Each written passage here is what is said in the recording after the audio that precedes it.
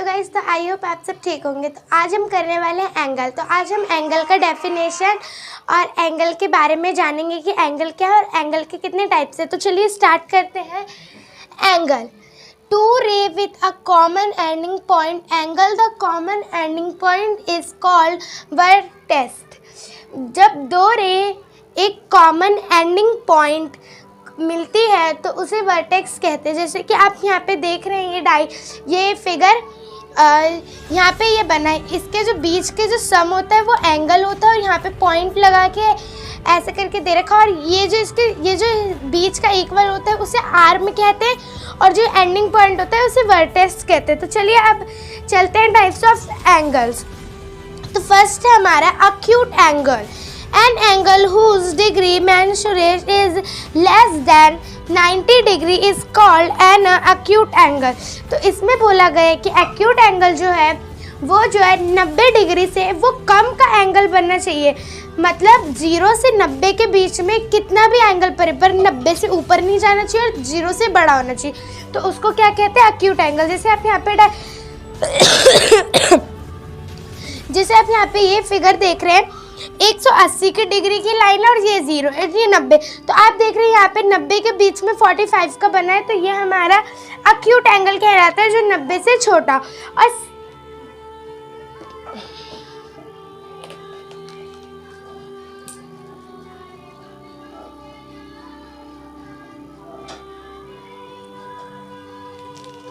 और हमारा second right angle. An angle whose degree mensurate is equal to 90 degree is called right angle।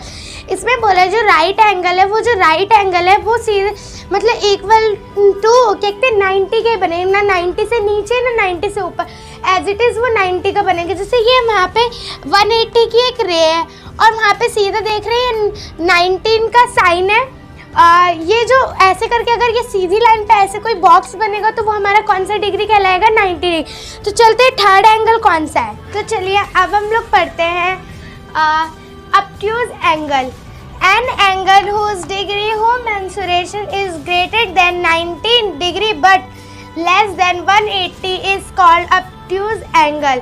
इसमें बोला गया है कि जो एंगल है ऑब्ट्यूज एंगल वो 90 डिग्री से तो बड़ा होना चाहिए पर 180 डिग्री से छोटा होना चाहिए। जैसे आप यहाँ पे देख रहे हैं एग्जाम्पल में 180 की एक लाइन खींचे, फिर 90 का साइन, और ये 180 और 90 के बीच में ये 140 आ रहा है, तो ये 90 से बड़ा है पर 180 से छोटा है।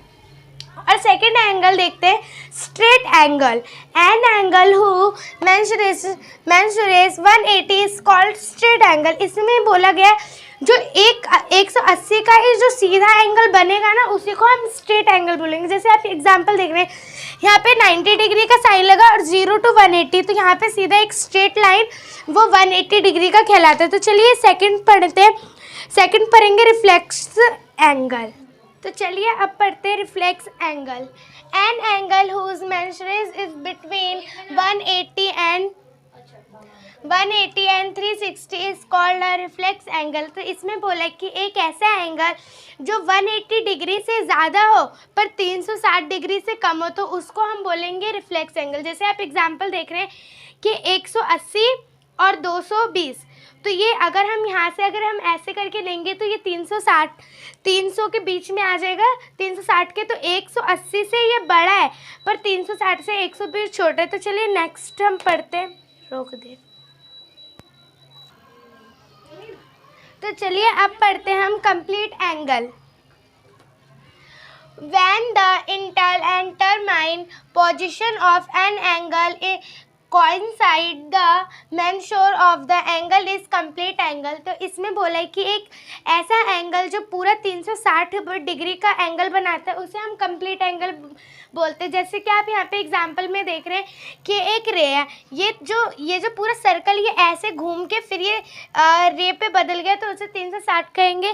तो आई होप आपको ये वीडियो अच्छी लगेगी। Thank you for watching.